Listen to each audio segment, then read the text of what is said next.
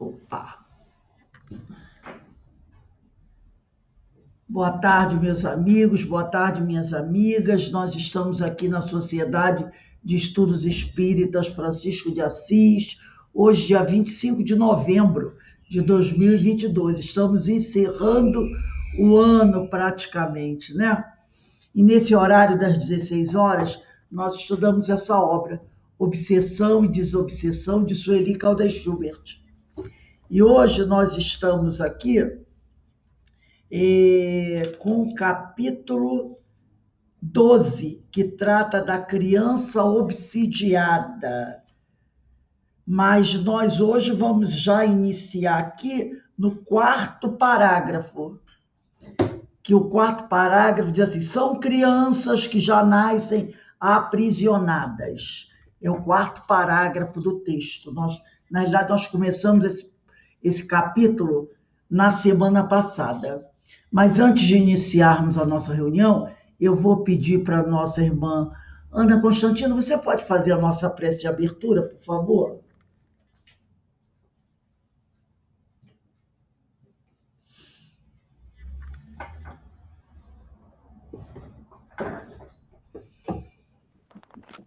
Posso.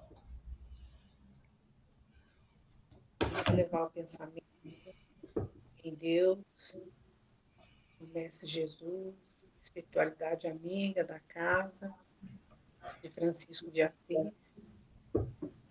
Vamos pedir nesse momento a presença do Mestre, dos amigos espirituais, para mais um estudo que se inicia na tarde de hoje. Que eles possam estar presentes ao nosso lado, nos intuindo, nos ajudando a nos esclarecer cada vez mais essa doutrina de amor e que possamos também nos fortalecer com esse aprendizado, colocar em prática no nosso dia a dia, que possamos nos fortalecer e nos transformar cada vez mais em pessoas melhores para nós mesmos e todos que estão em volta, para nossos familiares. Abençoa a todos, que Jesus possa estar conosco agora e sempre. Que assim seja, na graça de Deus. Graças a Deus. Bem, meus irmãos, vamos dar continuidade aqui ao estudo do capítulo 12, que trata da criança obsidiada. E nós vamos começar a ler o quarto parágrafo, que diz assim: são crianças que já nascem aprisionadas, aves em plumes em gaiolas sombrias, né? Como se fossem aves que ainda não têm as penas, que ainda não têm as plumagens, né? Porque quando o passarinho nasce, ele nasce carequinha, que nem aquelas galinhas que já foram depenadas, estão prontas para ir para a panela, né? Sem nenhuma pena. Então ele fala aqui que essas crianças que nascem já com essas dificuldades são como aquelas aves sem penas, presas, como se estivessem presas em gaiolas sombrias. Trazem nos olhos as visões dos panoramas apavorantes que tanto as inquietam. São reminiscências, são lembranças de vidas anteriores ou recordações de tormentos que sofreram ou fizeram sofrer no plano extrafísico antes de serem encaminhadas para o novo corpo. E aí fica bem claro para todos nós, né? Que essas crianças são espíritos, como os outros, né? Como nós. São espíritos que já trazem esses tormentos com eles. E muitas vezes, desde o bebezinho, ele já demonstra esse tormento, essa agonia, né? E ela coloca aqui a Sueli, são como que lembranças que eles estão trazendo das outras vidas, dos tormentos que eles fizeram, que eles sofreram, ou que fizeram outras pessoas sofrerem, né? Lá na erraticidade, antes da reencarnação, conquanto a nova existência terrestre se apresente difícil e dolorosa, ela é, sem qualquer dúvida, bem mais suportável que os sofrimentos que padeceu antes de reencarnar. Então, às vezes, são aqueles sofrimentos que as pessoas trouxeram de outras vidas, né? E que foram agravados na erraticidade pela perseguição dos adversários. E, por mais difícil que seja essa reencarnação aqui, a dor durante a reencarnação, ela vai ser para ele menor do que quando no plano espiritual. E aí eu me lembrei daquele nosso irmão suicida, que ele dizia para os orientadores lá, né, da colônia onde ele estava internado, ele pedia pelo amor de Deus para reencarnar. Eu quero reencarnar. E todo mundo dizia, mas que desespero é esse? E ele dizia, porque quando eu reencarnar, eu sei que a reencarnação que eu vou ter vai ser muito difícil. Eu vou ter um corpo cheio de deficiências, eu vou ter muito sofrimento, muita dor. Mas eu vou ter uma coisa que aqui eu não estou conseguindo ter. Esquecimento. O esquecimento da dor que eu passo aqui, das torturas que eu sofro aqui no plano espiritual. Muitas dessas torturas infligidas pelos meus adversários. E quando eu reencarnar, eu vou ter o esquecimento. E por pior que seja a dor nessa nova reencarnação, por maiores sofrimentos que eu vá passar devido ao meio onde eu vou encarnar, ao modo como eu vou reencarnar, às limitações do meu corpo, elas não são nada se comparadas com a dor que eu sinto aqui, enquanto desencarnado. Então, para ele, reencarnar era um bálsamo. Era vamos dizer assim, seria uma suavidade a vida que ele teria aqui. E olha que não ia ser uma vida fácil, não. Mas ele disse assim, ela vai ser muito mais suave, o sofrimento que eu vou ter na Terra vai ser muito mais suave do que o sofrimento que eu estou tendo aqui. Então, eu quero reencarnar o mais rápido possível, porque eu não aguento mais a tortura mental que eu venho sofrendo. E a bênção do esquecimento já é uma dádiva, é um alívio que vocês não podem imaginar. Então, a dor que eu vou passar encarnado, nossa, ela é muito menor do que a dor que eu estou passando aqui. Por isso que ela diz aqui, ó, conquanto, quer dizer, apesar da nova existência terrestre se apresente difícil e dolorosa, ela é, sem qualquer dúvida, bem mais suportável.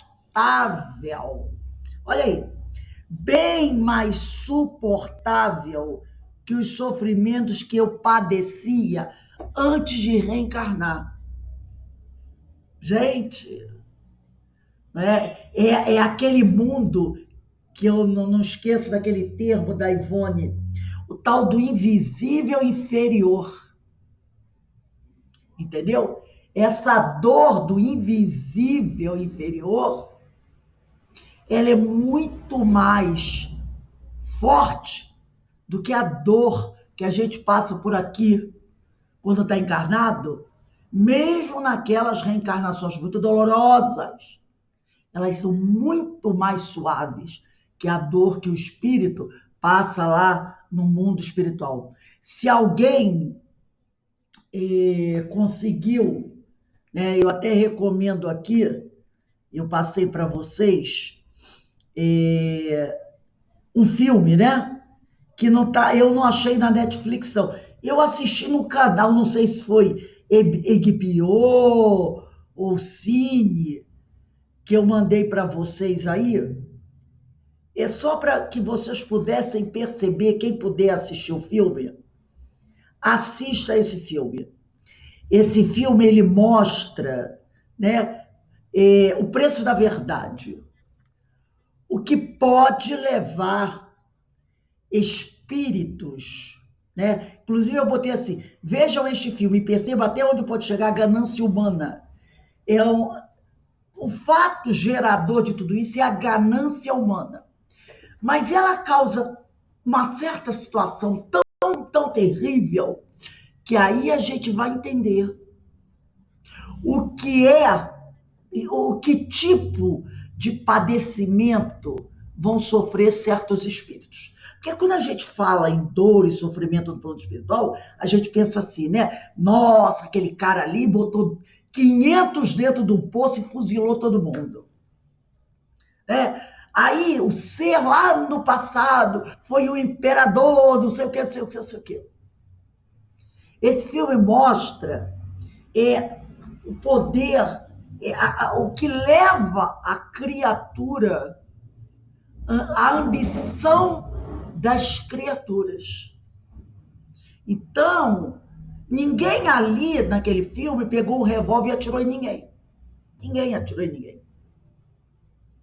Sabe? Porque a gente fica muito preocupado com isso, né?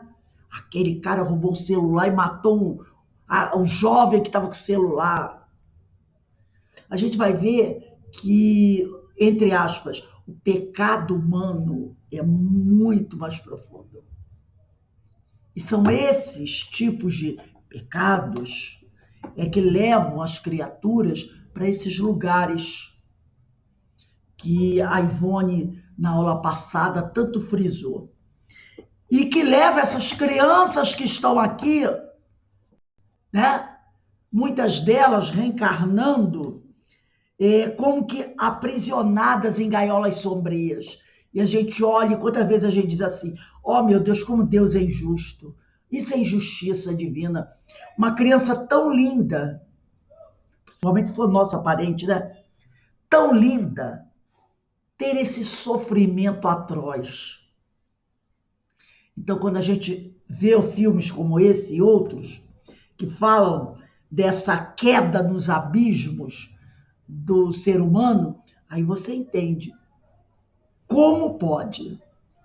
E aqui ela diz assim, o novo corpo atenua bastante as torturas que sofriam, torturas estas que tinham as suas nascentes em sua própria consciência, que o remorso calcinava, não é nem queimava, não, é calcinava, que é muito pior, né? É muito pior.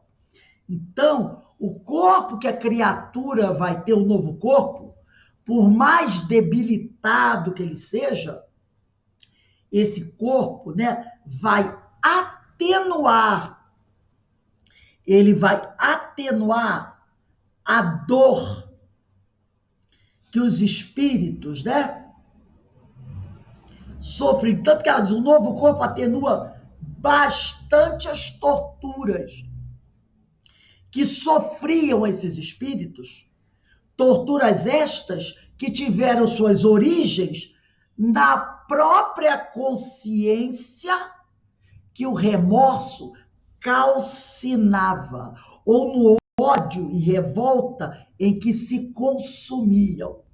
Em nenhum momento foi dito assim como outras religiões nos ensinam. O novo corpo atenua bastante as torturas causadas pelo castigo divino.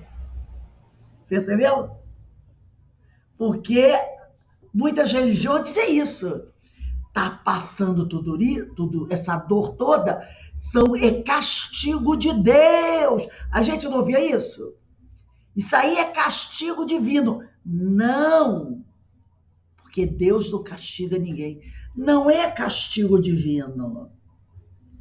É o que a Sueli diz aqui.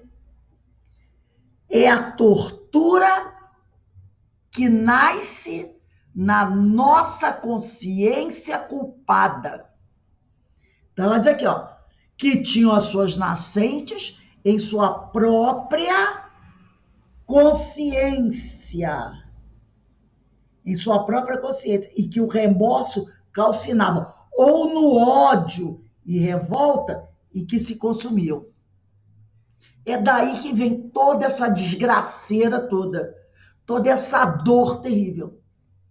Da nossa consciência que não vai dar paz enquanto não houver a reparação, né? Ou quando esse ódio que muitas vezes a pessoa guarda, né, não for debelado, que o ódio é como um incêndio. É um incêndio, ele vai queimando, queimando, queimando. Enquanto você não apagar o incêndio, ele vai, destruindo tudo. Vai destruindo tudo. Então, toda essa dor, ela tem origem em nós mesmos. Deus não tem nada a ver com isso. Mas nós, até naquele sentido de desculpismo, né? De tapear o sol com a teia, de passar a mão na nossa cabeça, a gente coloca a culpa em Deus. É castigo divino. É castigo divino. Não, não é castigo divino, não. Eu trouxe aqui um texto pra gente. Vamos ver aqui. Deixa eu ver se ele está aqui. Tá. Pra gente falar um pouquinho mais sobre isso. Deixa eu ver aqui. Se ele abrir. Aqui. Obsessão na infância, né? Esse texto também é da Sueli Caldas Schubert, mas só que é de outra obra.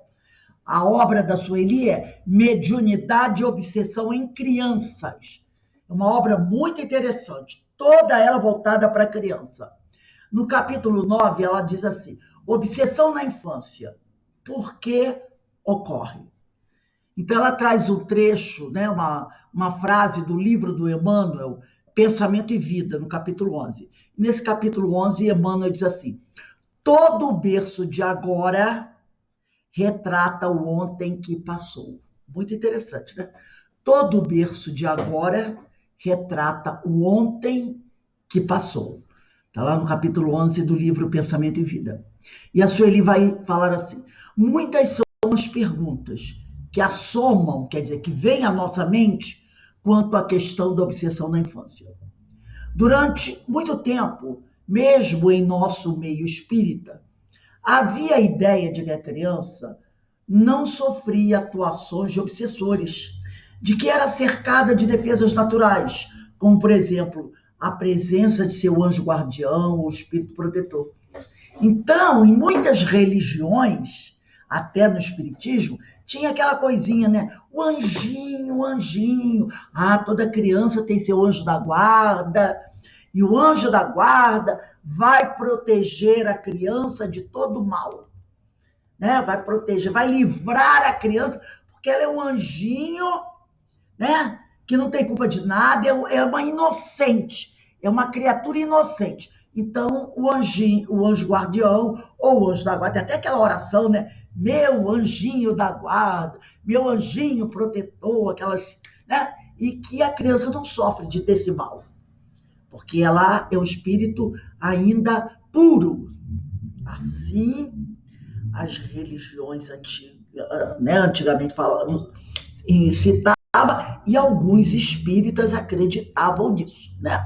Então, era como se ela tivesse uma defesa natural. A prática, porém, diz a Sueli, mostrou outra realidade. Assim, muito dos achaques, né? Daquelas questões, daquelas problemáticas, daquelas manias, doenças e problemas apresentados na fase infantil, aos poucos, foram sendo identificados como presenças de espíritos perseguidores, evidenciando que processos obsessivos também atingem as crianças. Não é difícil deduzir que a causa profunda nesses casos está nas vivências pregressas, passadas, já que aquele que momentaneamente habita o corpo infantil é, na verdade, um espírito multimilenar com uma longa história e vasto cabedal de experiências, a maioria delas comprometedoras. Porque se aquela criança linda e maravilhosa, né, está reencarnando no planeta de provas e expiações, é porque a maioria, salvo engano um ou outro, é um espírito ainda imperfeito. Imperfeito. Então, tem todo um histórico de viciações, né? De rebeldias, de desventuras, como também tem muita coisa boa que aprendeu nas vidas passadas. Portanto, os processos obsessivos podem acontecer também na fase infantil, assim como ocorrem os transtornos mentais e enfermidades diversas. A respeito desse assunto, encontramos em O Livro dos Espíritos preciosas elucidações. Vejamos, por exemplo, a questão 199A, eu esqueci de falar com vocês, mas podem pegar, por favor? Livro dos Espíritos, questão 199A. E no comentário de Kardec, o segundo parágrafo. Então, questão 199A de O Livro dos Espíritos está na parte segunda, capítulo 4, Pluralidade das Existências. Aí, na questão 199A, Kardec pergunta o seguinte: em que se transforma o espírito de uma criança que morreu em tenra idade? Então, ele quer saber, né, no que se transforma o espírito dessa criança que morreu em tenra idade. Que às vezes aí pessoas dizem, o anjinho, né? O anjinho morreu. Era muito comum no passado chamarem, né, as crianças que morriam de anjinhos. E aí, no segundo, aí eles respondem, né, recomeça uma nova existência. E no comentário, tem um comentário aqui de Kardec, no segundo parágrafo desse comentário, Kardec diz assim: não é, aliás, razoável considerar-se a infância como um estado de inocência. Então ele diz, não é de bom alvitre você considerar a infância como um estado de inocência. Não se vê em crianças dotadas dos piores instintos, numa idade em que a educação ainda não pode exercer a sua influência? Não se vê em algumas que parecem trazer inatos a astúcia, a falsidade, a perfídia, o instinto mesmo do roubo e do assassínio, e isso não obstante os bons exemplos do meio, quer dizer, a boa educação que recebe da família? A lei civil absolve os seus erros por considerar que elas agem mais indistintamente do que por deliberado propósito. Sim, em alguns países a criança só pode ser julgada, condenada a partir dos 12, 13, 14 anos, né? No nosso país, só a partir dos 18, porque se ele cometeu um crime e sendo menor de idade, ele vai para um centro de recuperação, fica lá até os 18 anos, e aos 18 anos ele pode ser livre. Já nos Estados Unidos, não. Nos Estados Unidos, quando eles pegam uma criança de 9, 10, 11 anos cometendo um crime como esse, eles já julgam aquela criança como adulta. Eles têm também um julgamento para menor de idade, que cometeu ato pequeno. Aí aquele jovem vai para institutos correcionais, ficam lá até 18 anos, aos 18 anos ele passa por uma avaliação para saber se ele pode ser liberado ou se ele vai dali ser transferido já para um presídio e para continuar a sua pena. Porque às vezes ele pode ter sido condenado a 14 anos a 30 anos de prisão.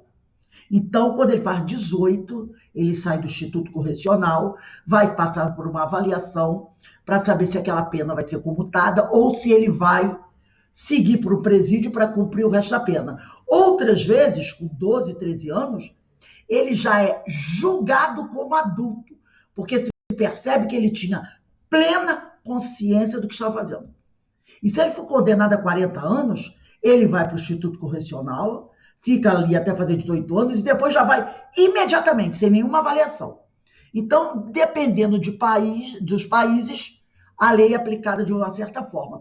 Mas a maioria tem essa, né, vamos dizer assim, essa forma tênue de tratar a criança criminosa, né?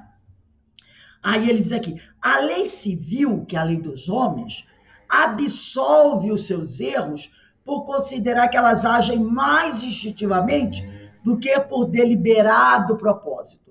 Mas de onde podem provir esses instintos tão diferentes entre as crianças da mesma idade, educada das mesmas condições e submetida às mesmas influências? Como é que uma criança de 8, 9 anos pode ter um instinto assassino mesmo, de pegar uma arma, matar o pai, matar a mãe, como nós tivemos aos 4 anos atrás, um menino de 12 anos.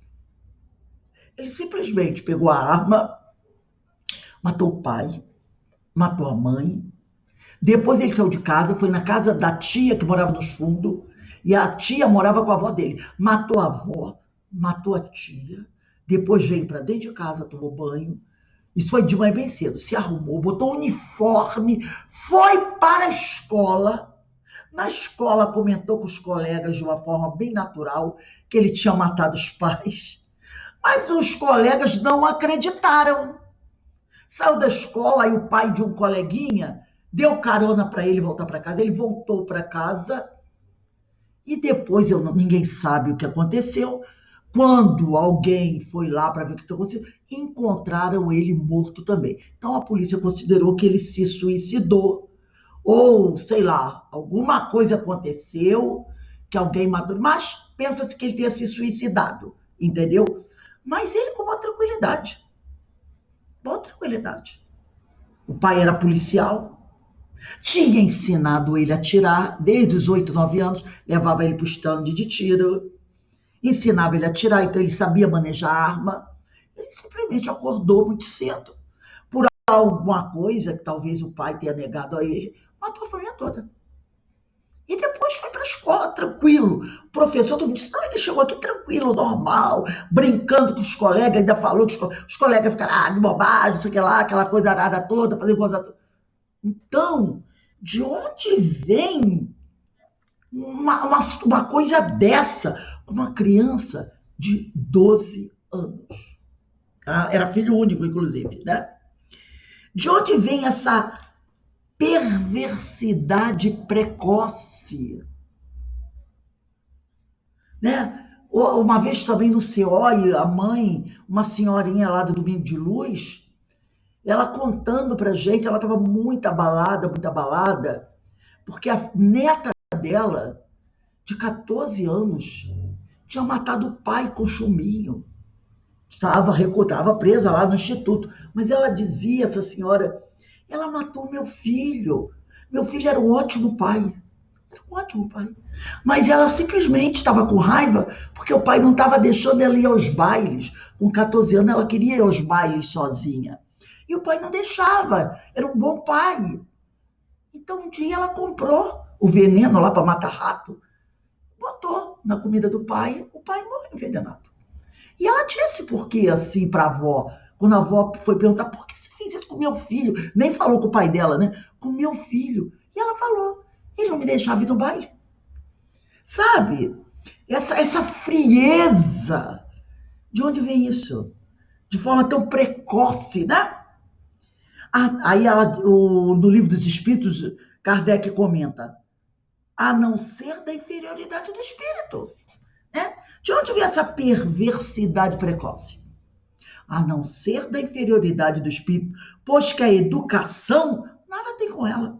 Aqueles que são viciosos e que progrediram menos e tentam de sofrer as consequências, não dos seus atos da infância, mas das suas existências anteriores.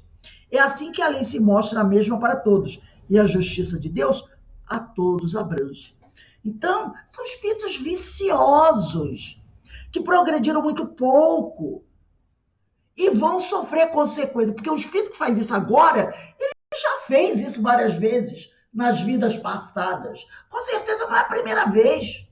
Pela frieza com que a pessoa fala.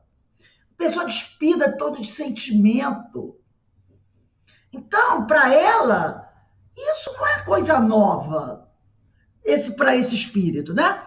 Então ele está ali, ele vai responder pelos crimes do passado e por esses novos crimes que ele está cometendo.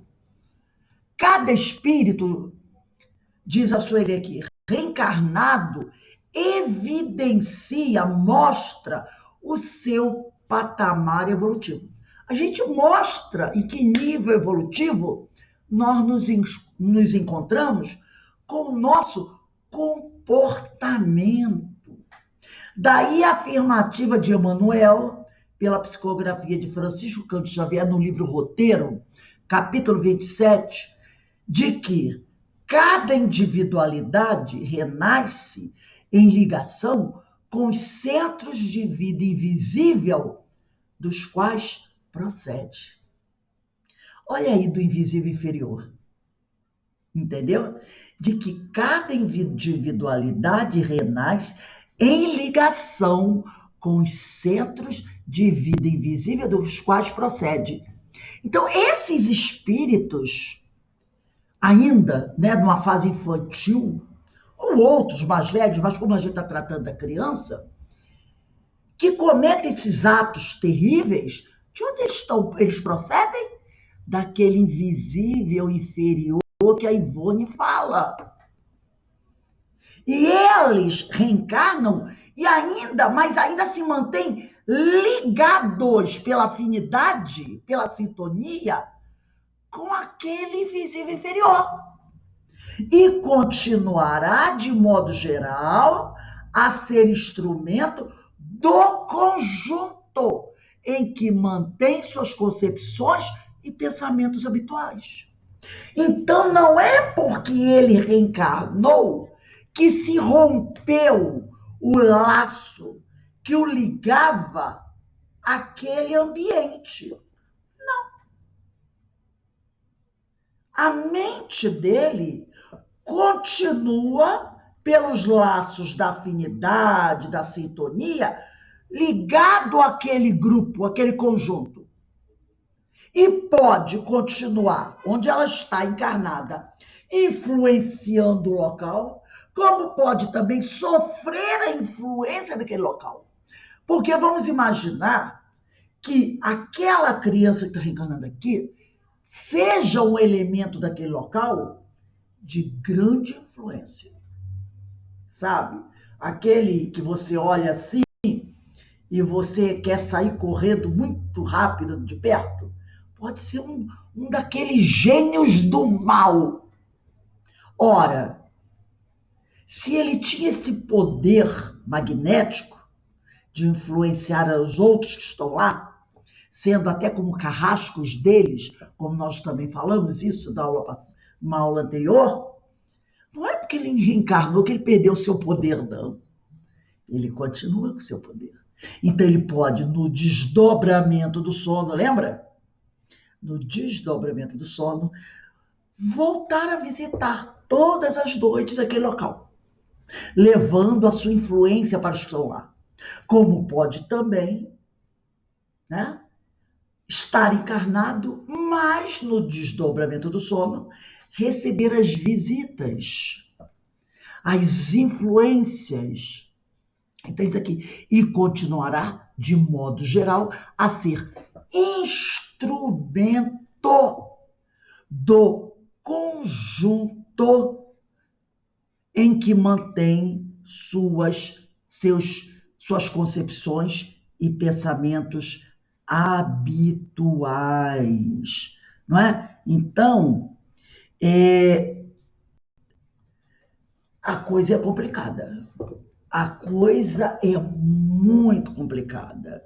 Então, não é porque simplesmente a criatura reencarnou que houve um desligamento geral. Existem, pois, fatores predisponentes que possibilitam não apenas o assédio, mas igualmente a sintonia. Eu queria perguntar, vocês estão me ouvindo bem? Está todo mundo me ouvindo bem? Denise, Carmen? Sim, está tudo bem. E a Aninha está tudo Também estou escutando bem. em relação ao som dela. Eu pensei que fosse, né?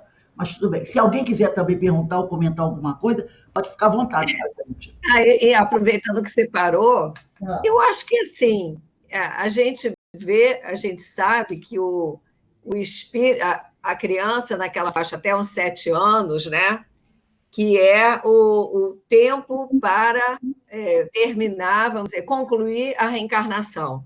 E a gente sabe que tem crianças, que a gente já trabalhou com crianças, sabe que tem uns que têm um olhar que até assusta a gente, né? Que são maus, são perversos, adoram machucar o outro, a gente já viu muito isso. Mas não é muito comum, não, né, Rose? Eu fico pensando, a Deus, nem tanto, né? não é muito comum, eu acho que isso vai aflorar quando chega na adolescência, que tem a transformação natural, né? Hormonal, existe essa. Mas a criança não é muito comum, pelo menos. Comum, mas a gente sabe que existe. A grande maioria, graças a Deus, não é assim. Mas de vez em quando aparece um ou outro, né? Quem trabalha com escola, na escola a gente percebe, né? Graças a Deus, a gente poderia dizer que a grande maioria está mais bem cuidada, ou melhor, já avançou um pouco mais. Mas a gente ainda percebe alguns que reencarnam assim. E eles têm que reencarnar, não é? Eles precisam reencarnar para evoluir, gente. Eles têm que. Daí a importância de se ter um trabalho social, um trabalho de educação bem precoce, a importância dos pais se evangelizarem, de encaminharem as crianças para uma evangelização, não importa qual a religião. Daí a gente está sempre chamando a atenção, leva essa criança para evangelização, né? Dessa orientação dos pais, da sociedade, dos governos, tratarem de cuidar melhor da educação, porque o que resolve isso, ou que diminui a virulência dessa doença terrível, que é essa questão moral, é a educação e a orientação moral, né? O ensinamento do evangelho. Porque se você pega aquela criança, ou já a mãe gestante, já começa a fazer aquele trabalho de orientação à gestante, pega a criança desde berço, esse trabalho já vai diminuir em muito as características daquele espírito. Porque quando ele começar a se revelar, ele tem um freio natural, que é aquele freio do evangelho, entendeu? Daí é importantíssimo fazer esse trabalho, porque o espírito vai se modificando, entendeu? Então é preciso que eles reencarnem, mas é preciso também que a gente esteja atento, de olho aberto para as nossas crianças, porque as nossas crianças primeiras são as que estão dentro de casa, né? E ao perceber uma tendência, um olhar mais atravessado, um jeito mais difícil de ser, você vai podando aquilo. Eu me lembro da minha neta, tem uma neta mais novinha, Luísa. Ela é assim, uma criança, né? Ela é muito carinhosa, assim, mas ela era muito rebelde quando tinha seus 2, 3 anos, sabe? Um pouco assim, exclusivista. E a irmã mais velha, uma tranquilidade, muito levada. Mas é uma criança que não esquenta a cabeça com as pessoas, gosta de todo mundo. O gênio um pouco diferente, mas elas são muito amigas. Mas essa pequenininha implicava muito com a irmã. Implicava muito, sabe? Ah, a Júlia fez isso, mãe, a Júlia... Aí um dia minha filha... E aí as duas um dia começaram a discutir. A Carolina disse, quer ver uma coisa? Pegou uma camiseta grandona, botou nas duas, sabe? Botou nas duas a camiseta. Era a camiseta do pai ou dela, vestiu a camiseta das duas. Tanto que na gola da camiseta saiu a cabecinha das duas.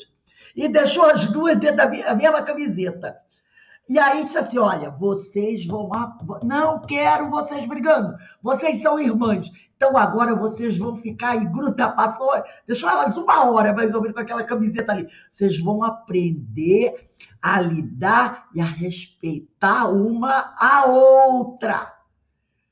Senão, todo dia vocês vão ficar assim. E aí elas ficaram... Aí a foto, a Carolina tirou uma foto e mandou para mim. As duas, primeiro com aquela cara fechada, né? Parecia 2 irmãs siamesas, dentro da mesma camiseta. Parecia as duas com a cara fechada ali. Aí dali uma meia hora, a Carolina tirou outra foto, elas já estavam rindo, achando muita graça daquela situação, sabe? E aí começaram a brincar, uma botava a mão na manga de uma, a outra botava a mão, aí mãe, olha aqui, ó, é um boneco com 2 braços diferentes, porque uma é muito branquinha, a outra é bem moreninha. E aí elas começaram a brincar e quebrou-se aquilo, entendeu? Depois disso, elas pararam e hoje são muito amiguinhas. Então, a Carolina fez isso. Mãe, eu fiz um tratamento de choque nas duas. Eu disse aqui, ó, não quero mais saber de briga entre vocês. Aí vestiu as duas com uma camiseta só, ficaram muito engraçadas. Mas, entendeu? Elas dentro da cabeça delas, que uma tinha 2, a outra tinha 7 anos, mas elas entenderam que elas precisavam ser amigas, que elas precisavam se respeitar. Então, eu achei assim, uma coisa muito interessante, né? Então, você tem que tomar um cuidado, porque às vezes você tem 2 filhos, são personalidades totalmente diferentes. Uma, às vezes, é muito meiga, a outra é mais agressiva. Então, você tem que analisar essas personalidades e começar a dar um remédiozinho, sabe? Que muitas vezes o remédio tem que ser diferente, porque cada um tem o seu tipo de doença. Então, você não pode dizer assim, é o mesmo remédio para todos os doentes. Não. Você tem que ser cirúrgico. E assim você vai educando aquelas criaturas, que são espíritos, tá? Espíritos imortais, que têm uma história nas costas totalmente diferente uma da outra, né? Então, o que Emmanuel diz aqui. Cada individualidade renasce em ligação com os centros de vida invisível dos quais procede. Por que centro de vida invisível? É lá na erraticidade. É lá na erraticidade. E continuará, de modo geral, a ser instrumento do conjunto, em que mantém suas concepções e pensamentos habituais. Então, nós continuamos sendo instrumentos daquele conjunto. Alguém está com o microfone aberto aí. Entendeu? Então, a gente tem que prestar muita atenção nisso. Existem, pois, diz aqui a Ivone não, Sueli Caldas Schubert, fatores predisponentes que possibilitam não apenas o assédio, mas igualmente a sintonia. Esta se faz automaticamente, por estar o espírito recém-encarnado na mesma frequência vibratória daqueles que intentam, que desejam perturbá-lo. Então, esse vamos dizer assim, o fator predisponente. Vamos dizer assim, o fator que facilita o assédio, né? E a sintonia. É porque aquele que continua lá no plano espiritual e o que está aqui encarnado estão na mesma frequência vibratória. Então, eles se encontram com facilidade.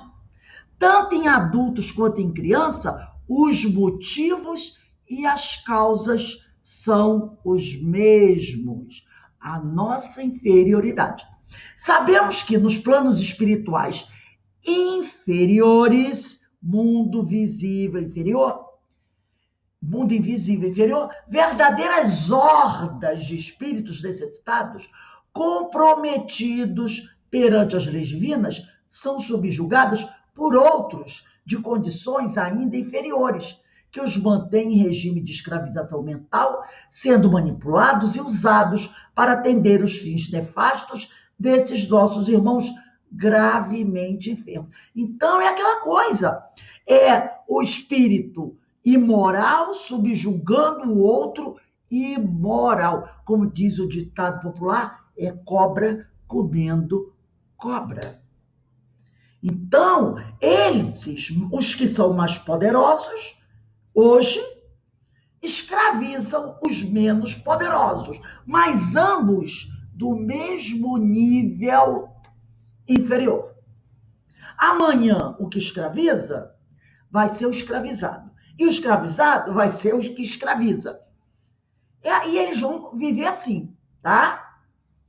À medida que esses espíritos forçados a agir, às vezes contra a própria vontade, apresentem posições mentais receptivas, seja por esgotamento do karma doloroso, seja pelo cansaço e desespero que os levam a pedir socorro a Deus, denotando arrependimento verdadeiro e mudança de faixa mental, são resgatados dos vales de aflições em que se encontram e levados para hospitais adequados às suas novas disposições. Então, à medida, tá, que ele começa a demonstrar, eu não quero fazer mais mal a ninguém, eu não quero mais. Então, se ele ainda faz, muitas vezes, não é porque ele queira, é porque ele está sendo forçado a agir contra a vontade. No momento que ele verbaliza, através do pensamento, vamos dizer assim, né, o desejo de não mais praticar o mal, acende-se uma luz, acende-se uma luz. É lógico que aqueles que estão o agredindo vão querer que ele continue a fazer aquilo. Mas dentro dele já tem uma coisa que ele pensa assim, isso não está certo, eu não quero continuar fazendo. Eu ainda faço porque estou sendo obrigado, mas eu não quero mais, eu cansei de sofrer. É porque a dor, o sofrimento dele foi esgotando, foi limpando, foi purificando aquela mente, né? Aquela dor terrível. E aí, muitas vezes, ele está cansado já de todo aquele mal. E no meio do desespero dele, faz o quê? Ele pede, meu Deus, por favor, me ajuda. E sendo esse pedido, essa prece sincera, mostrando verdadeiramente um arrependimento, e aí uma mudança de faixa mental, esses espíritos conseguem ser resgatados, olha aí, André Luiz, dos vales de aflições em que eles se encontravam e são levados para regiões onde poderão receber um tratamento. Mas isso não quer dizer que ele não tenha que passar por uma expiação, que ele não tenha que reparar o erro, tá? Havendo condições e premente necessidade, são encaminhados para o retorno à esfera física, nova reencarnação, quando novos ensejos lhes são concedidos de ressarcimento e progresso pessoal.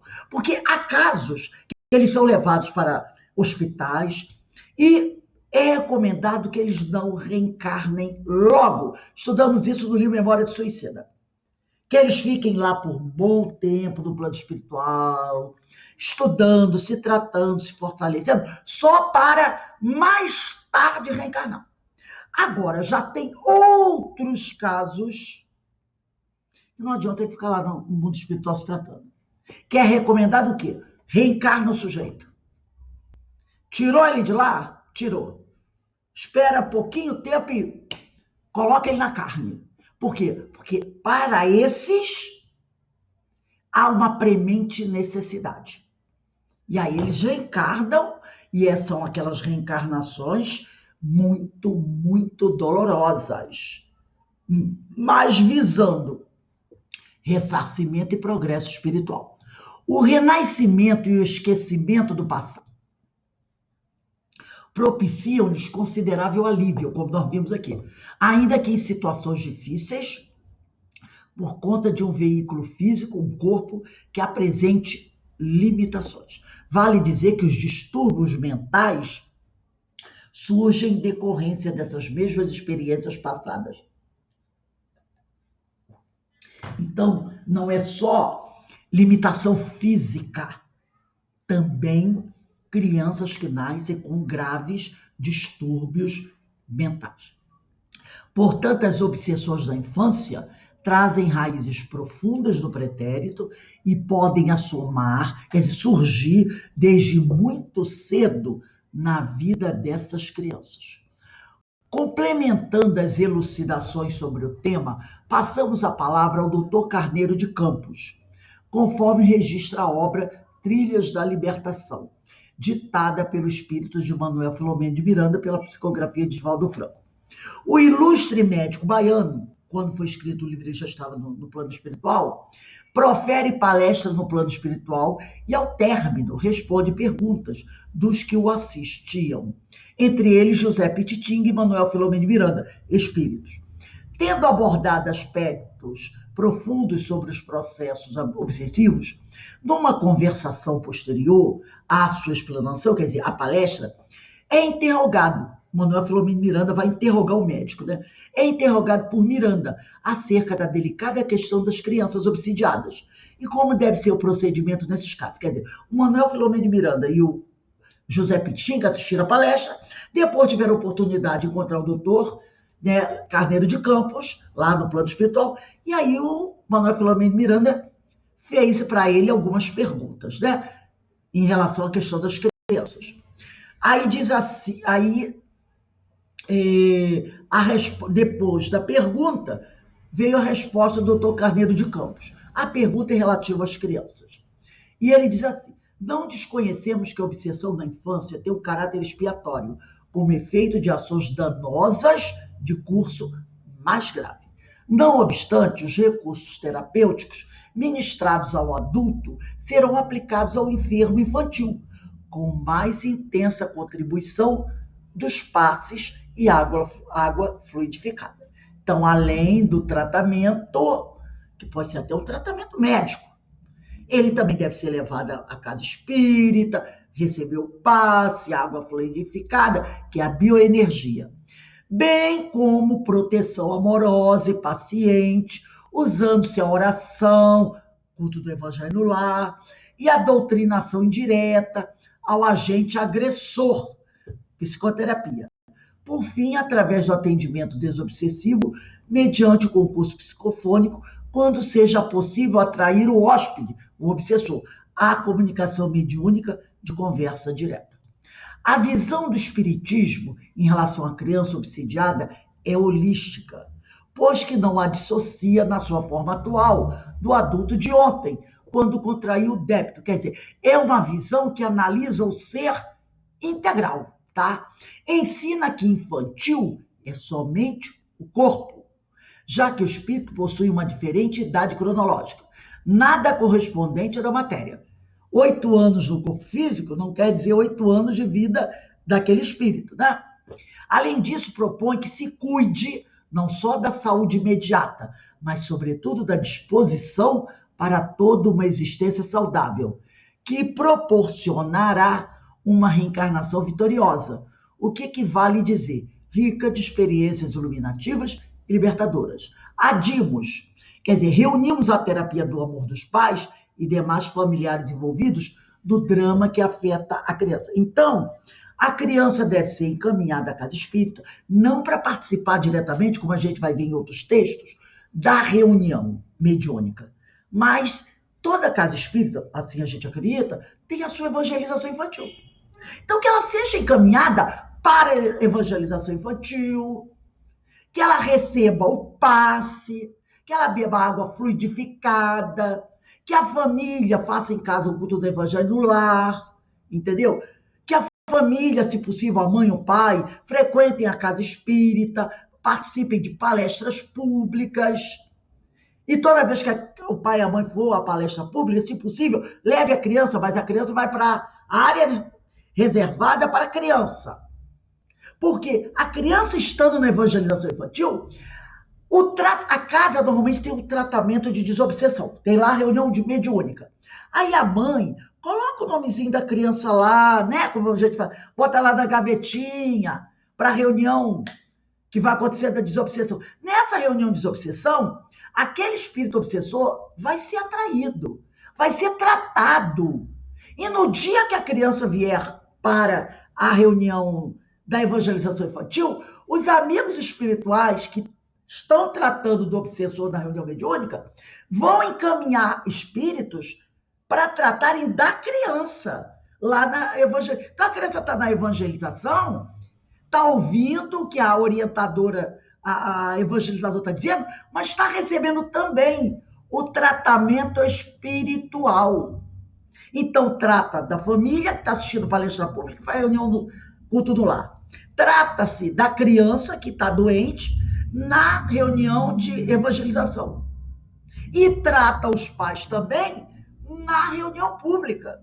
Então, o tratamento, além de um médico que precisar, de um psicólogo, um psicoterapeuta. Então, você consegue, tem que envolver toda a família que está, né, passando por esse drama que afeta a criança. Então, a doutrina espírita, ela tem, né, os recursos necessários para tratar a criança obsidiada. Mas é preciso que os pais tenham essa vontade. E quando, mas e a criança que é da Igreja Católica? Na Igreja Católica também tem. Não tem a evangelização infantil? O pai e a mãe vão assistir à missa, são católicos, assistam à missa. Enquanto estão assistindo à missa, a espiritualidade, que a Igreja Católica também tem espiritualidade, tá, gente? A espiritualidade trata do pai e a mãe durante a missa. A criança está lá na evangelização, está sendo tratada pelos espíritos. O católico também faz reunião em casa, minha sogra fazia muito, né? Reunia uma vez por semana. Faz as novenas. Reunia para o terço, para rezar o terço. Bíblico. Não é? Então, a família está ali reunida em torno do evangelho. Na igreja evangélica também tem escolinha de evangelização, não tem? Enquanto os pais estão no culto, a criança está na escolinha de evangelização. E em casa também faz a reunião, porque os evangélicos fazem reunião em casa. Uma vez por semana, de 15 dias, às vezes é cada semana a casa de um. Eles também fazem o culto no lar, convidam os amigos para fazer. Então, o tratamento tem em todas as religiões. Ninguém pode dizer que não tem como tratar da criança, porque não sou espírita. Em todas as religiões tem formas de você tratar da criança obsidiada. E uma criança obsidiada vai acabar provocando o quê? Uma família doente. Não é? Toda família pode ficar desestabilizada. Vamos voltar aqui ao nosso texto ainda. Diz aqui a Sueli: e as bênçãos de oportunidades com que a reencarnação lhes favorece poderão ser a tão almejada redenção para essas almas conturbadas, tá? Então, a reencarnação é a grande oportunidade, a oportunidade celeste para esse espírito, né, que está procurando a redenção. A misericórdia divina oferecerá a tais seres instantes de refazimento que lhes chegarão por vias indiretas, sobretudo reiterados chamamentos para que se redimam do passado, através da resignação, da paciência e da humildade. Então, a misericórdia divina está sempre presente em nossas vidas, né? E vai oferecer para todos os espíritos, né, instantes de refazimento que vão chegar para as pessoas, né, por vias indiretas. E, como ela diz aqui, sobretudo, reiterados chamamentos para que se redimam do passado através da resignação, da paciência e da humildade. Tem solução para essa doença? Tem. Mas é preciso que a gente se esforce, que a gente, né, faça o máximo que a gente puder. Não adianta ficar só, né, como tem pessoas que vão lá na casa espírita, bota o nome do meu filho aí liga para o outro, bota o nome do meu filho ali, aí liga para o outro, aí bota o nome da pessoa em 10 centros diferentes, como se achasse assim, eu sei, eu estou falando isso porque eu já fiz isso, como se você dissesse assim, eu vou botar em 10 centros diferentes para garantir, como se botando em um é fraco. Aí, como você às vezes conhece 3, 4, 5, 6 pessoas de casas diferentes, aí você manda para essas várias casas o nome da pessoa, né? Então vai fazer um trabalho super forte. Ô, Rose, lembra quando a gente fazia aquelas listas, né, para os desencarnados? Tinham 2, 3 vezes na mesma caixinha o mesmo nome. Toda semana tinha aquele nome, né? Assim, isso, porque acho que às vezes tinha 5 vezes na caixinha o mesmo nome. É um desespero, né? Eu vou no seu. Às vezes pode ser 2, 3 pessoas que mandam o mesmo nome. Eu coloco. Vai que uma no. Isso, mas eu mesma, no começo, toda semana eu colocava o nome do meu irmão, dos meus doentes, toda semana. A ignorância, né? E o desespero no atendimento. Vai que ele não lê nessa semana, vai ler na outra, né? Entendeu? Então, muitas vezes, como você falou, é a nossa ignorância. Não, eu vou botar em 10 centros, porque aí o tratamento é mais forte. Não, basta botar uma só. Uma vez. É lógico que se o problema for reincidente, voltou no futuro, eu vou colocar novamente. Mas dali a 3 meses, 2 meses, entendeu? Não precisa você botar toda semana. Tinha uma coisa interessante que na casa, quando a gente fazia o trabalho de ectoplasmia, e tem as listas que a gente lia na hora, e às vezes as pessoas ligavam em cima da hora, olha, bota meu nome, endereço, pereré, e aquela confusão a gente acabava esquecendo. Aí digo, meu Deus do céu, a espiritualidade não vai fazer o trabalho. Aí, dali a pouco, no dia seguinte, liga a pessoa, olha, foi tão bom o trabalho, você não imagina que coisa boa, e a gente não tinha colocado na lista nada. A espiritualidade sabe, gente. Sabe, né? Então, a gente é que é fraco nesse sentido da fé. O que a gente estava querendo dizer? Não adianta também você, principalmente se é você mesmo, né, ou outra pessoa, a pessoa colocar o nome e não procurar mudar a forma de ser. Entendeu? Não adianta, porque a espiritualidade, ela não pode ir de contra o nosso livre-arbítrio. Ela não pode.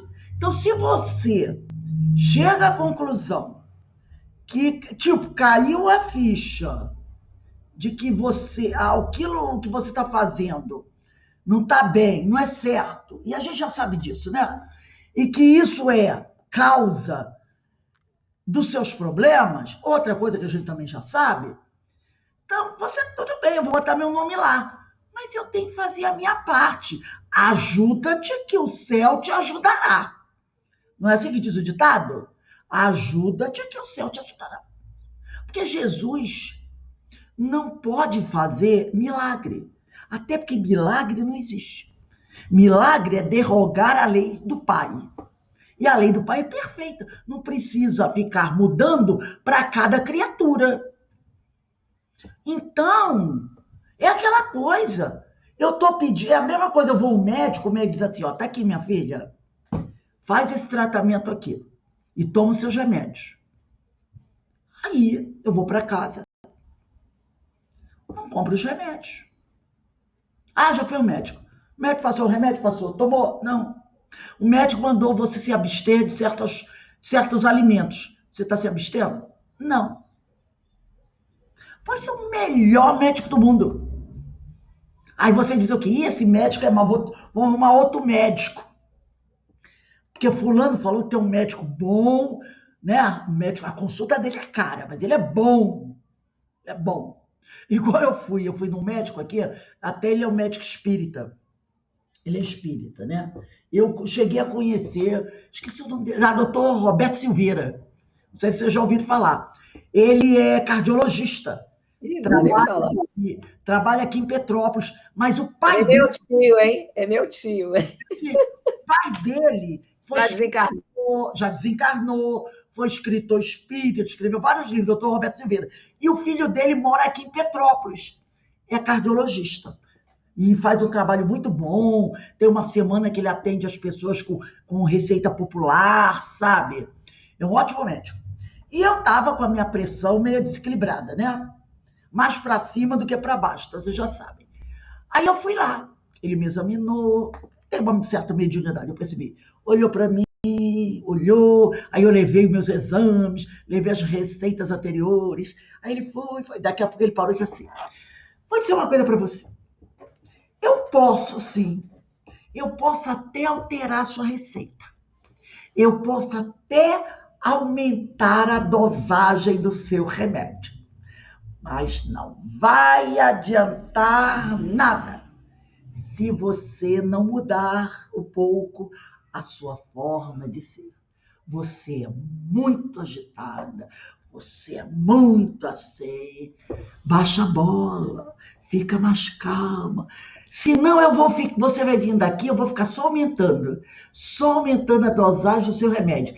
E não vai adiantar nada.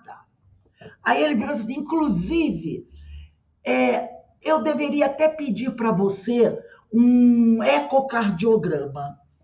Você vai fazer particular, que eu estava na época sem plano de saúde, vai ser mais caro, mas eu nem vou fazer. Eu vou pedir para você só um raio-x do coração, que é bem mais baratinho. Vai lá e faz um raio-x.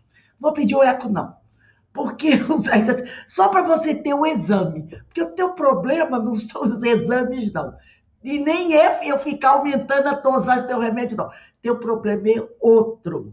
Muda a sua conduta, a sua moda de ser. Aí, entendeu?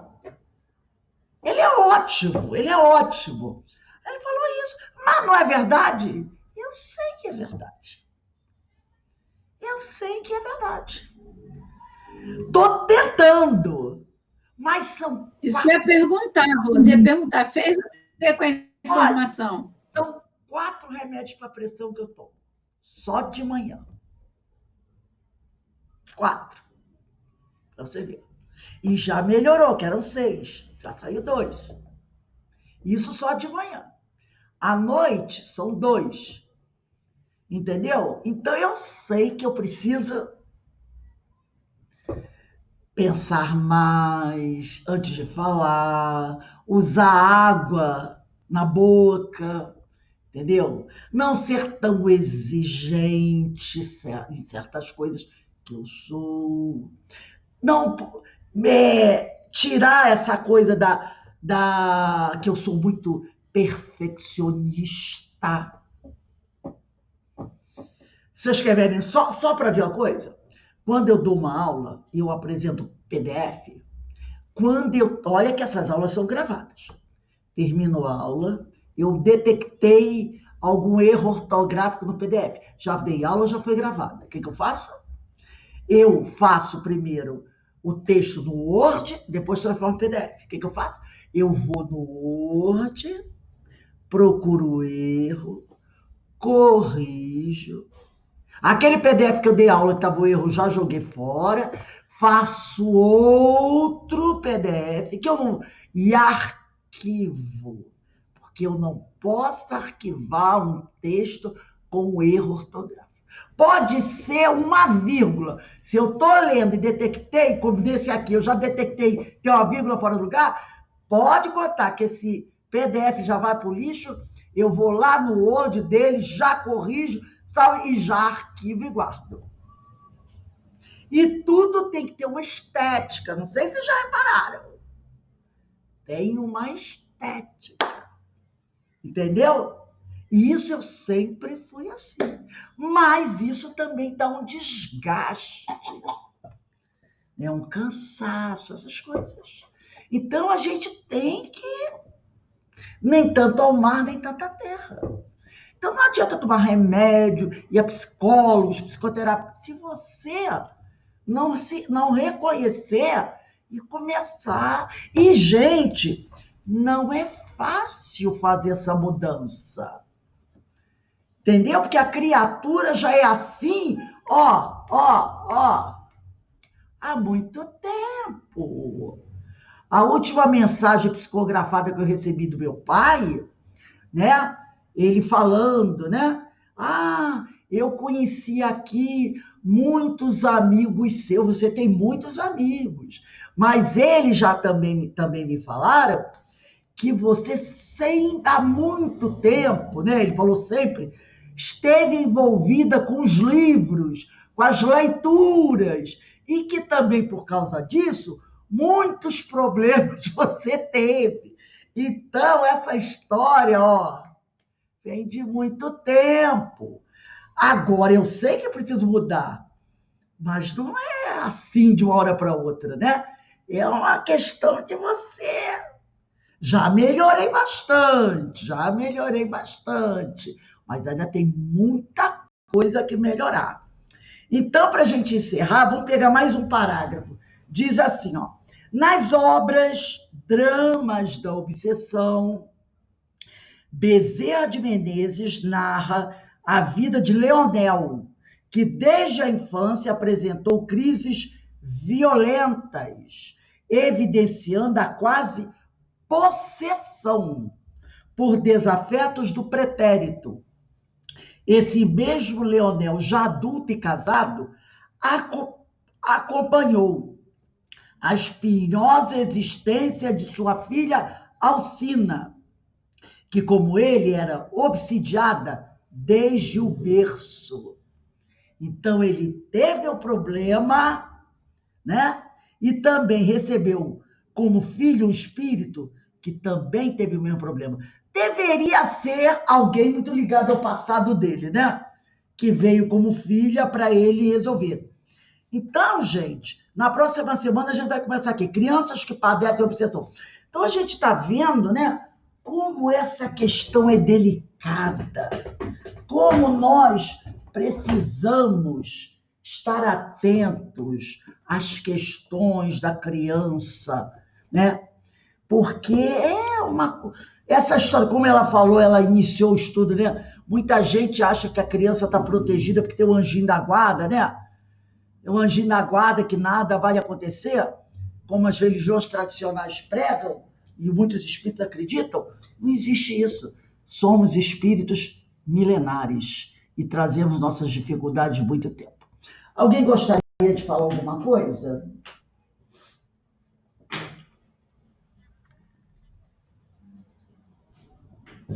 Então, meus amigos, nós vamos dar uma paradinha agora. Quando for 5h30, nós retornamos, porque hoje nós vamos iniciar o estudo de uma das parábolas que eu acredito serem uma das mais importantes.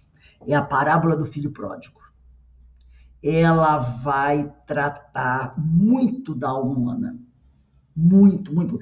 Eu estava fazendo um estudo e disse, meu Deus do céu, a parábola não é fácil. Ela, olha, são cada coisas assim incríveis. Então, quando for 5h30, a gente volta para o nosso estudo da parábola do filho pródigo. Eu acredito que essa seja a última parábola que a gente vai estudar esse ano, tá? Porque depois vem o recesso. Então, daqui a pouco agradecemos a Deus a oportunidade que Ele nos deu, de aqui reunidos estudarmos um pouco mais, e que a gente busque ir melhorando. Muito obrigado, Senhor. Ser conosco hoje, agora e sempre.